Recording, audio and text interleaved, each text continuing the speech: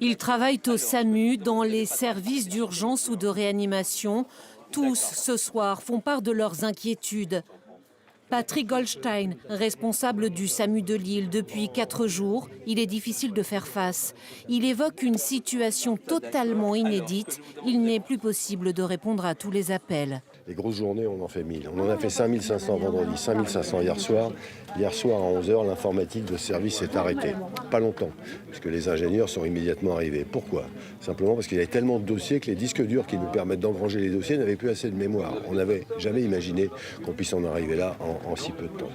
La situation dans les hôpitaux se tend au fil des heures. Les médecins en appellent à la responsabilité de chacun. Il ne faut pas encombrer les services d'urgence pour simplement être testés.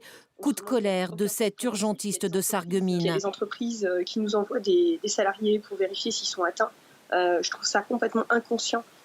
Là, on n'en est plus à ce stade-là du tout. On est à tester les forces vives qui vont pouvoir soigner les gens dans les jours et dans les semaines à venir. Donc il faut vraiment éviter absolument toute fréquentation de tout service d'urgence, de tout professionnel de santé, en dehors d'une absolue nécessité. En France, plus de 400 malades sont actuellement dans un état grave. Certains services de réanimation sont au bord de la rupture. Depuis 3 jours, le personnel est débordé face à un afflux de patients. Je suis arrivé chez moi il y a à peu près 1 heure et demie, et j'étais sur le pont depuis hier 9h dans le service. Voilà, j'étais de garde et en effet la vague a déferlé est arrivée dimanche.